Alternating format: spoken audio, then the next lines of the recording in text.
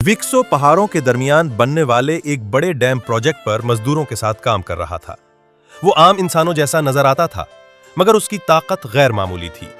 जहां 10 मजदूर मिलकर भी भारी सिरिया ना उठा पाते, वहां विक्सो अकेला पूरा ढांचा सीधा कर देता। ट्रक आते और चंद ही मिनट में खाली वापस चले जाते। लोग उससे थोड़ा डरते भी थे, मगर दिल ही दिल में उसे अपना मुहाफिज समझते थे, क्योंकि वो कम बोलता था, बस काम करता था। लेकिन उसकी एक आदत सबको हैरान करती थी।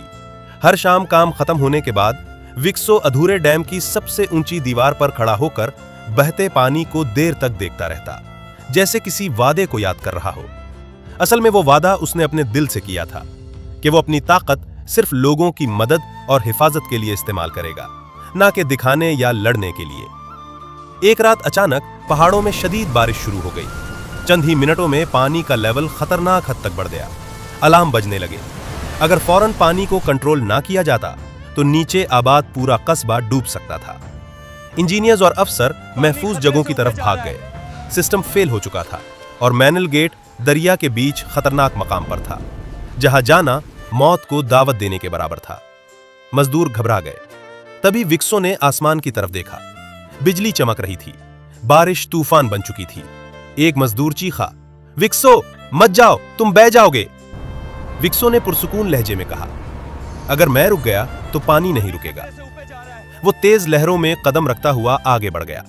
पानी का जोर इतना था कि हर कदम पर वो लड़खड़ाता, मलबा उससे टकराता, मगर वो रुका नहीं। आखिरकार वो कंट्रोल गेट तक पहुंच गया। दरवाजा फंसा हुआ था।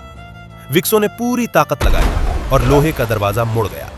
अंदर चिंगारियां उड़ रही थी और मैन लेवर मुकम्मल जाम था। उसे खोलने के लिए कई लोगों की ताकत चाहिए थी। विक्सो ने दोनों हाथों से लेवर पकड़ा, दांत भींचे और पूरी ताकत लगा दी। आहिस्ता आहिस्ता पहला गेट खुला, फिर दूसरा, फिर तीसरा। पानी का दबाव कम होने लगा। नीचे का पूरा शहर बच गया। लेकिन अचानक ऊपर से एक बहुत बड़ा पत्थर टूट कर गिरा और कंट्रोल रूम का हिस्सा जमीन बॉस हो गया।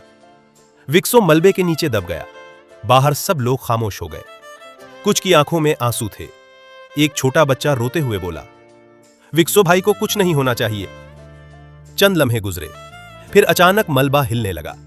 गिर्द के अंदर से एक हाथ बाहर निकला। वो विक्सो था। उसने खुद ही मलबा हटाया और जख्मी हालत में खड़ा हो गया। लोग खुशी से चीख उठे। सुबह तक पानी मुकम्मल काबू में आ चुका था।